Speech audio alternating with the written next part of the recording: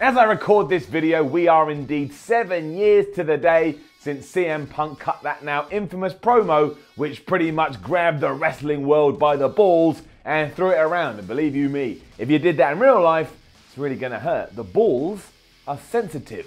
Weird sexual references aside, it cemented Punk as one of the top guys in the company, and it caught the attention of wrestling fans the world over, even ones that had stopped watching the product, and that was perfect, because that's exactly what CM Punk wanted. It was the first line of the damn thing. He said, "Do I have your attention now?" Well, yeah, you did, Punk, and you're going to have it for a very long time to come. It really did help business as well, and it's exactly what WWE needs right now. So in short, they need a new Pipebomb promo. Why? Here's why.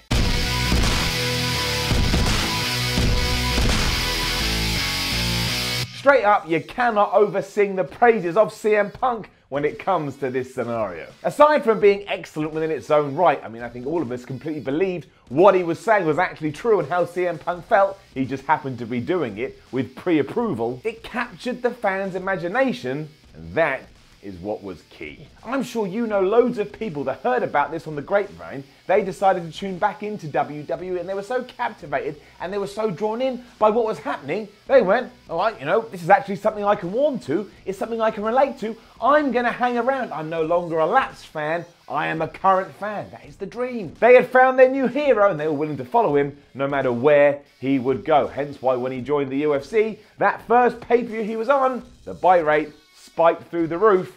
People wanted to see that man CM Punk have a real scrap with his fisticuffs. The main reason for this is because everything that Punk was saying didn't sound scripted and it didn't sound corny. It was easy to tell that he'd wanted to spout this all out for years, and now the fact he was able to do that within the confines of the WWE, well, I'll tell you this, I don't want to oversell it, it was a work of art. Overselling it, but still, work of art. It sold him, it sold his feud with Cena, and it attracted people back in from the wilderness. That's a triple header that you just can't buy. Hence why today we deem it such a historic event. It's because it changed things. It made things feel exciting. And how 7 years has gone by since then, I don't know, because it feels like mere weeks. But that's just another reason that we should all go out and buy plots in the ground already and begin digging our graves. And that's really morbid, and we don't need to throw death into a why video, but let's face it, when you realise that, you're like, oh my gosh, mortality. Let's move on. And it's fair to say that we haven't had anything like that since, or at least not something that brought people back in droves. Goldberg's and Sting's last run with the WWE, they created some interest, but not like this. That was all nostalgia. What Punk represented was something new and hopefully, fingers crossed, a brand new direction for the company. And that is why somehow we need to make magic strike twice. I know it's not that easy. You can't just click your fingers and then, well, hey, we're back to where we were. But the first thing it would help is that Raw and SmackDown would actually start feeling real again. The best moments are always brought out of these situations. The irony being that right now WWE is actually trying to achieve this when it comes to Brock Lesnar and Roman Reigns. And yeah, right now they're not doing too good a job of it. We're meant to think that Brock legitimately doesn't want to fight Roman anymore because of everything that's gone on over the last few years, although we all know that's hooey and it's part of the storyline. It's just clear. It's as clear as day. There's also nothing to suggest this is actually based in reality, but imagine for 1 second that Vince McMahon and his friends could actually convince you, could make you think, oh, maybe there is something to this. It would help and maybe even save Roman Reigns, no doubt. And because Lesnar is involved, you're going to get a lot of eyes, or at least a lot of brains interested, because he's Brock Lesnar. He's got a following in WWE, and he's got a following outside of the WWE. I don't think it's going to work though, but if the company is actually willing to do stuff like this, why not go back to the drawing board and come up with a new plan that actually may catch fire? Also, it's been so long since the CM Punk promo, the statute of limitations when it comes to pro wrestling, we're past that, so what is old becomes new again. After a certain amount of time, you're just allowed to recycle concepts and recycle stuff you did in the past. That's just the way of things. If you pick the right guy,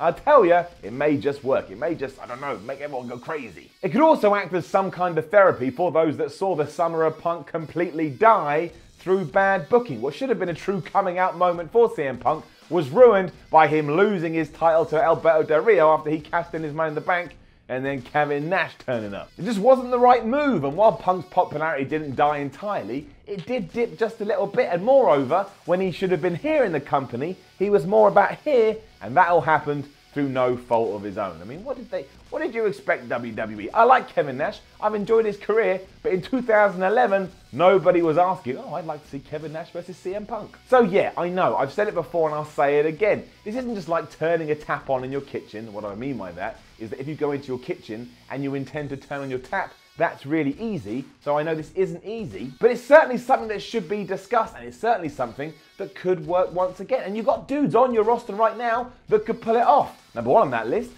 Kevin Owens. He could ride that wave too. And also, if you saw Finn Balor's heel work in New Japan, you know there's more under the tank. You give this kind of stuff to Finn Balor, he's going to smash it out of the park. Hell, even Daniel Bryan could be the chosen one. He's got real beef, and he's always keen to talk about said beef in interviews away from the ring. So start letting him do in the ring, and who knows what's possible. We don't know unless we try, WWE, so why don't we give it a little bit of a try? Just a little one. Just a 7.2 on the try scale. I think that we'd all be pleasantly surprised by the fallout, and why I doubt this is actually in WWE's minds as I do say these words. I think, look, it worked so well in 2011, why not try to make it work so well in 2018, especially during these dry months between WrestleMania and SummerSlam when we're all desperate for something, for anything, just a little bit. I long and wait for that day, but if nothing else, I do want to say thanks to CM Punk. I mean, you took the wrestling world and you turned it on its head and you made talking about it a hell of a lot of fun. And for that, one salute, two thumbs up, and there's my knee. That may have not got into camera, but you know, it's rare and it's a bit weird for someone to show their knee, but I'm doing that because that's how much I respect you. You're never going to see my knee in a video again. Well, we don't know. That Pipebomb promo, wonderful. Right here, 7 years later. Now, don't forget to leave a comment below and let us know what you think about all of this. Like, share, and subscribe. Head over to whatculture.com and read yourself some articles. You know the drill. Follow What Culture on Twitter. What Culture WWE. My name is Simon from What Culture. This was the Why series. A lot of people always ask me, Simon, why do you smash yourself in the head after you ask why? And the answer is simple. Why the hell not?